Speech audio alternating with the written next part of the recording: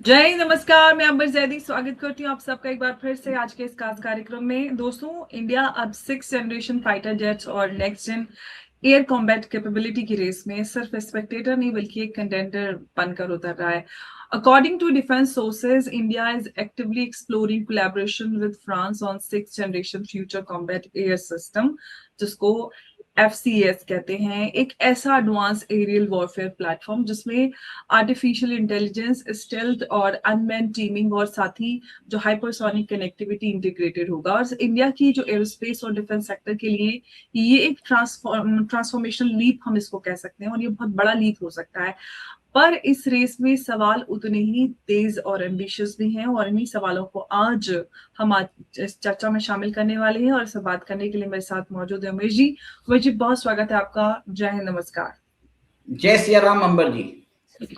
जय श्री राम। उमेश जी, फ्रांस के साथ पार्टनरशिप भारत के स्ट्रेटेजिक ऑटोनॉमी का कॉम्प्रोमाइज करेगी या फिर हम ये कहें कि स्ट्रेंथन करने वाली है फर्दर? देखिए अंबर जी, भारत अभी अपना 5th जनरेशन फाइटर एयरक्राफ्ट एमका उसके ऊपर काम कर रहा है और अगर सब कुछ बरोबर चला तो 2035 तक ये प्रोडक्शन में आ जाएगा। और उसी के हिसाब से जैसे भारत जो है 6th जनरेशन फाइटर एयरक्राफ्ट के लिए वो यूरोपियन कंट्रीज जो फ्रांस, जर्मनी और स्पेन के साथ उनका जो 6th जनरेशन फाइटर एयरक्राफ्ट है जिसको वो फ्यूचर कॉम्बैट एयरक्राफ्ट सिस्टम बोलते हैं, उसके अंदर ज्वाइन करने की सोच रहा है। सबसे बड़ी बात यह है कि ये जो प्रोग्राम है ये इसको स्टार्ट किया था फ्रांस, जर्मनी और स्पेन ने। ये एक प्रोग्राम है 6th जनरेशन फाइटर एयरक्राफ्ट का यूरोप के अंदर। इसके अलावा सेकेंड प्रोग्राम है जिसके अंदर यूके, इटली और जापान है, जिन्होंने जी कैप के नाम से उन्होंने 6th जनरेशन फाइटर एयरक्राफ्ट का उन्होंने प्रोग्राम स्टार्ट किया है। सबसे बड़ी बात यह है कि इन्होंने स्टार्ट कर दिया, इन्होंने बातें चालू कर दी, पर अभी तक इसके ऊपर कोई प्रोग्रेस नहीं हुआ है। अभी फ्यूचर कॉम्बैट एयर सिस्टम का देख लीजिए, ये इसके अंदर टोटल जो कॉस्टिंग होने वाला है it is going to be around $100 billion, जिसमें तीनों कंट्रीज फ्रांस, जर्मनी और स्पेन 33 बिलियन और कंट्रीब्यूट करने वाले थे। इसमें सबसे बड़ा प्रॉब्लम क्या हुआ कि फ्रांस की तरफ से डसॉल्ट एविएशन है और जर्मनी की तरफ से एयरबस है।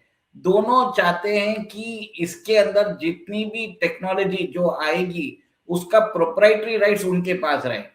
और सबसे बड़ी बात है कि फ्रांस चाहता है कि 6th जनरेशन फाइटर एयरक्राफ्ट के अंदर ये ऐसा एयरक्राफ्ट हो जो शिप्स होती है, जो एयरक्राफ्ट कैरियर्स होते हैं, उसके ऊपर भी लैंड कर सके और इसके अंदर न्यूक्लियर डिलीवरी सिस्टम्स भी बनाए जाए।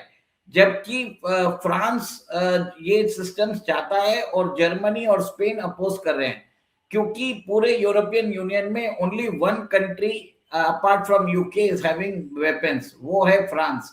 तो फ्रांस क्या चाहता है कि ये जो न्यूक्लियर डिलीवरी ऑप्शन है उसको भी इसी के अंदर जोड़ दिया जाए और इसका कॉस्ट दोनों जर्मनी और स्पेन इसको साथ में इसके साथ स्प्लिट अप करें। तो ये सब चीजें जो डिस्प्यूट वाली हो रही थी, इसके कारण कोई प्रोग्रेस भी नहीं हुआ। अब सबसे बड़ी बात यह है कि जर्मनी के अंदर जो लेबर यूनियन है वो बोल रहे हैं कि ये इसके जितने भी कंपोनेंट्स है जर्मनी में बनेंगे। डसॉल्ट एविएशन बोल रहा है कि ऑलरेडी हमारे पास इसके अंदर हम काम कर रहे हैं, ऑलरेडी हमारे पास एक्सपर्टाइज है, तो हम रखेंगे। तो इन दोनों की रस्साकसी में Germany is pulling out of the 5th ये FCAS future combat aircraft system के प्रोग्राम से पुल आउट कर रहा है। अब फ्रांस ने भारत को एक तरह से इनवाइट किया है। वेस्टर्न मीडिया बोल रहे हैं कि इंडिया इज सीकिंग, ऐसा नहीं है। फ्रांस भारत को इनवाइट कर रहा है कि आप इस प्रोग्राम में ज्वाइन हो जाओ और इसके अंदर हम साथ में मिलके इसको डेवलप करेंगे। सबसे बड़ी बात यह है कि भारत ने इससे पहले रूस के साथ 5th जनरेशन फाइटर एयरक्राफ्ट के लिए FGFA के लिए हमने ऑलरेडी $300 मिलियन रूस को दिया था, जो अभी सुकोई 57E है, आप समझ लीजिए उसी के लिए दिया। उस समय रूस ने हमको बोला कि हम आपको प्रोप्राइटरी टेक्नोलॉजी नहीं देंगे, हम आपको कोई राइट्स नहीं देने वाले, तो भारत ने उस प्रोग्राम से अपने आप को अलग थलग कर दिया।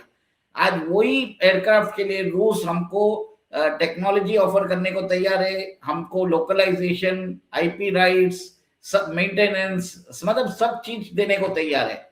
तो भारत का एक्सपीरियंस जो है वो रशिया के साथ अच्छा नहीं रहा है, और फ्रांस के साथ भी हमारा एक्सपीरियंस पहले भी अच्छा नहीं रहा है, क्योंकि फ्रांस ने अभी तक जो पहले जो उन्होंने कमिट किया था कि वो टेक ट्रांसफर करेंगे, पुराना कोई समझौता है, उसमें भी नहीं किया है। अब ये डील के करते वक्त तो ये बड़ी बड़ी बातें करते हैं, बट जब डिलीवरी की बात होती है तब वो नहीं करते।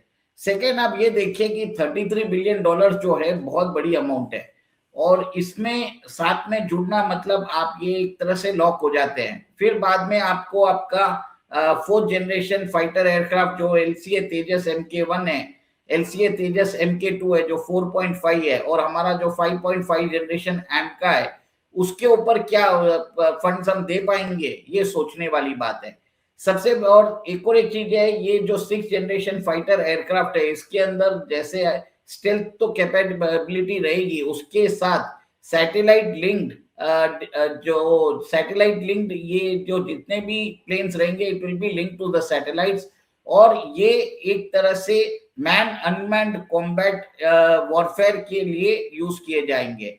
ये नेटवर्क सेंट्रिक वॉरफेयर जिसको बोला जाता है, तो ये अच्छी बात है। और इसके पास भी अभी देखिए चाइना ने ऑलरेडी अपना 6th generation fighter aircraft reveal कर दिया है, और अमेरिका ने अपना F-47 रिवील कर दिया है। यूरोप अभी तक जो टसल के अंदर वो इसको फाइनलाइज नहीं कर रहा है। पर भारत का एक चीज है कि भारत ने अभी दसॉल्ट एविएशन से हमने अभी हम साइन करने वाले हैं 114 जेट्स साइन करने वाले हैं, 4.5 और 5th जनरेशन उनके फाइटर एयरक्राफ्ट के लिए। तो भारत अच्छा ऑलरेडी एक बात मुझे बताइए कि जिस तरह से हम देख रहे हैं भारत के साथ ये ऑफर है, अगर भारत जो है वो 6th जन का जो FCS प्रोग्राम है इसमें कोलैबोरेट करता है, तो क्या हमारी जो अपनी खुद की जो R&D और IP फ्रेमवर्क है वो सेक्रीफाइस कर रहे हैं? देखिए, अगर आप इस प्रोग्राम में ज्वाइन करते हैं, आपको एक स्पेसिफिक टास्क दिया जाएगा, उस स्पेसिफिक टास्क को आपको डेवलप करना पड़ेगा। और अब इसके अंदर जो कलेक्टिव प्रोप्राइटरी राइट्स है, ये किसके पास रहेगा? डसॉल्ट एविएशन देने वाला नहीं है, क्योंकि डसॉल्ट एविएशन जो है फाइटर एयरक्राफ्ट के उसके फाइटर एयरक्राफ्ट बेहतर माने जाते हैं, और उनके एक एक यूनिट जो भारत अभी ले रहा है अराउंड 3000 करोड़ का है। सोचिए 4.5 जनरेशन ही वो हमको 3000 करोड़ में बेच रहा है। तो ये चीज समझने वाली बात है कि दसॉल्ट एविएशन आपको प्रोप्राइटरी टेक्नोलॉजी नहीं देगा। वो बोलेगा जरूर, एग्रीमेंट करने के वक्त बोलेगा, डिलीवरी के वक्त कुछ ना कुछ अड़चन डाल देगा। और आपके जो सारी एयरक्राफ्ट है, जो आपके जितनी भी एयरक्राफ्ट की फोर्सेस है, वो पूरी रफाल के ऊपर डिपेंडेंट हो जाएगी। देखिए, भारत के पास अभी रफाल के जो जेट्स हैं वो भारतीय एयरफोर्स में बहुत मतलब आप सोचिए 114 + 26 140 एयरक्राफ्ट का हम उनको ऑर्डर दे रहे हैं। उसके अलावा सुखोई 30 MKI है, और अब हमारा तेजस है। तेजस की अभी जो रिपोर्ट्स आई है कि उनकी सारी पूरी फ्लीट को ग्राउंडेड कर दिया गया है, क्योंकि वहां पर कोई टेक्निकल प्रॉब्लम्स आ चुके हैं, और इंडियन एयरफोर्स जो है उन्होंने कंप्लीट चेकअप के लिए ऑर्डर दे दिया है। और इसमें अभी क्या है कि क्या HAL जो है वो इंडियन एयरफोर्स के लिए LCA तेजस बना सकता है, ये बहुत बड़ा प्रश्न चिन्ह हो चुका है। इनफैक्ट मेरा ये भी मानना है कि शायद इंडियन एयरफोर्स बोल भी दे कि हमें आपका जेट ही नहीं चाहिए। और इसी के लिए आप देखिए कि कल भी हमने प्रोग्राम किया था जिसमें इंडियन एयरफोर्स ने बोला है कि उनको सुखोई 57 चाहिए, क्योंकि मेक इन इंडिया जो है वो फेलियर होता जा रहा है फॉर फाइटर जेट एयरक्राफ्ट। भले आप इंजन देख लीजिए या फाइटर जेट एयरक्राफ्ट देख लीजिए, दोनों में ही हम फेलियर हो चुके हैं। ये मेरा मानना है कि इसको इंटरनली सैबोटाज किया जा रहा है। देखिए, आप एक और एक चीज मैं इसके लिए बोल रहा हूं कि इसके पहले तेजस के अंदर कोई भी प्रॉब्लम्स नहीं आए। सडनली ऐसा क्या हो गया कि पिछले 1 साल में 3 क्रैशेस हम नोट कर रहे हैं। तो जैसे हमारी जो इसरो है उसके अंदर भी हमारी जो लास्ट पीएसएलवी की C61 और C62 सैटेलाइट्स जो है वो एक तरह से फेलियर हुआ है। So somebody is trying to sabotage the program of Tejas and Kaveri engine as well. ये मेरा मानना है, क्योंकि अगर आपके पास इंजन कैपेसिटी आ जाता है तो आप जीई के इंजन लोगे नहीं, और अगर आपने जीई के इंजन नहीं लिए तो आप सोच लीजिए कि अमेरिका को नुकसान है। तो ये मेरा मानना है कि ये आउटसाइड प्लस इंटरनल सैबोटाज हो सकता है।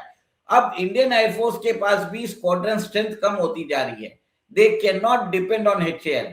ओके, तो इसके लिए वो लोग 57 मांग रहे हैं, और मेरा मानना ये है कि आप 4.5 के ऊपर पैसा खर्चा करके कोई मतलब नहीं है, टोटली आप जंग कर दीजिए उसको। सुखोई 57 को भारत के अंदर प्रोड्यूस करिए in with expertise from Russia. इससे HAL को भी फायदा होगा, भारतीय एयरफोर्स को भी फायदा होगा। बेकार का अगर आप GTRE के अंदर इंजन बनाने की बात कर रहे हैं, फिर आप अपना तेजस करते जा रहे हैं, किसको बताना है? और वो भी कौन सा है, 4th और 4.5 जनरेशन है जिसका कोई यूसेज नहीं है, जबकि आपको 5th जनरेशन चाहिए आज की डेट में। तो इंडियन एयरफोर्स को तो और अब तो हमारे पड़ोसी 6th जनरेशन पे पहुंच गए हैं, तो हम तो अब में वो भी गैप पूरा फिल करना है। साथ ही यहाँ पे एक और इंटरेस्टिंग बात है उमेश जी कि 5th और 6th जनरेशन दोनों एक साथ परस्यू करके भारत जो है, जो उसके पुराने डिफेंस जो पार्टनर्स है जिसमें रशिया और हम अगर उसकी फ्रांस की बात करते हैं, तो दोनों से ही रिश्ते मतलब बैलेंस आउट भारत कर भी रहा है। लेकिन उमेश जी, हम अगर इस कोलैबोरेशन की बात करते हैं तो ये कोलैबोरेशन जो है वो किस रोड मैप और टाइमलाइन पर बेस्ड है? क्या इसका स्ट्रेटेजिक ऑब्जेक्टिव ट्रांसपेरेंट है? क्या आप इस पर बताना चाहेंगे? देखिए, मेरा ये मानना है कि भारत का जो इंडिजिनस तेजस LCA प्रोग्राम है, totally it's a waste of money. इसमें कोई भी, it is a colossal waste of public resources. Sukhoi 57 आपको मिल रहा है, आपको नेक्स्ट जनरेशन का टेक्नोलॉजी वो दे रहा है, कंप्लीट लोकलाइजेशन ऑफ इक्विपमेंट्स कर रहा है, आपको AL-51 और इसलिए इंजन देने को तैयार है रशिया। आप पैसा उसके अंदर डाल रहे हो जो LCA तेजस के अंदर, और आप बोल रहे हो कि इसके सिस्टम्स अच्छे हैं, इसके रेडार सब अच्छे होंगे, मैं मानता हूं, बट इंटीग्रेशन जो है वो HAL कर नहीं पा रहा है, क्योंकि HAL के पास वो एक्सपर्टाइज ही नहीं है। नहीं तो इंडियन एयरफोर्स ने अभी तो HAL से 5 एयरक्राफ्ट रिफ्यूज कर दिया कि हमको नहीं चाहिए। उसके बाद उन्होंने पूरी फ्लीट को ग्राउंड कर दिया। सोचिए, 36 से 40 एयरक्राफ्ट जो है कंप्लीट ग्राउंडेड हो चुकी है। तो इसका मतलब यह है कि होपलेसली फेल हो चुका है हिंदुस्तान एरोनॉटिक्स लिमिटेड। इससे अच्छा क्या है कि रशिया से टेक्नोलॉजी लेके आओ, इधर यहाँ पे कोलैबोरेशन करो। मेक इन इंडिया से ज्यादा कोलैबोरेशन इन इंडिया काम कर रहा है। ब्रह्मोस मिसाइल सिस्टम देख लीजिए, रशिया से आप टेक्नोलॉजी लेके आ रहे हो, वो काम कर रही है। तो ये सब चीज है कि आपको अपना फेलियर एक्सेप्ट करने की जरूरत है। 40 साल तक अगर आप एयरक्राफ्ट बना के एयरक्राफ्ट के ऊपर काम कर रहे हो और उसके बाद भी उसके सिस्टम्स काम नहीं कर रहे हैं, this is a colossal wastage of public money. ये मैम एक ही चीज मेरे को समझ में आ रहा है, और इंडियन एयरफोर्स जो है क्लियर कट बोल नहीं पा रहा है। बट आप ये देखिए ग्राउंड करने का मतलब क्या हुआ। This shows that Hindustan aeronautics limited जो है is an abject failure in aircraft manufacturing, fighter aircraft manufacturing। आज वही Hindustan aeronautics limited Sukhoi 30 MK1 भी बनाया, तो ये रशिया से कोलैबोरेशन करके बनाया, इंडिया के अंदर कस्टमाइजेशन किया। तो जो क्रिटिकल उसकी टेक्नोलॉजी है, बेस टेक्नोलॉजी, वो रशियन है। तो आप उसी को फॉर परस्यू करिए ना। आप सुखोई 57 में दिमाग लगाइए, आपके पास दिमाग तो है नहीं कि आप उसको इंटीग्रेट कर सकते हो। देश के अंदर आप टैलेंट देखिए, Hindustan aeronautics Limited is enable to retain talent, उनके पास कोई एक्सपर्टाइज है नहीं। और एक और एक चीज है, ब्यूरोक्रेट्स रन कर रहे हैं जिनको कोई टेक्निकल नॉलेज नहीं है। इसके अलावा आप एक काम करिए, ये इंडस्ट्री, ये जो कंपनी है, let it be run by Indian air force generals. वो एक तरह से इसके अंदर बेहतर एक तरह से डिसीजन मेकिंग कर पाएंगे। इससे क्या होगा, डिलीवरी फास्ट होगी, उनको मालूम है क्या चल रहेगा। हिंदुस्तान एरोनॉटिक्स लिमिटेड आपसे सिर्फ टाइमलाइन ले रहा है। ओपनली इंडियन एयरफोर्स के चीफ ने बोल दिया कि HAL ओवर कमिट करता है, अंडर डिलीवर करता है, और इससे क्या चाहिए। मेरा तो ये मानना है कि गवर्नमेंट को इसको प्राइवेटाइज भी कर देना चाहिए, क्योंकि this is the money guzzler of tax payers money.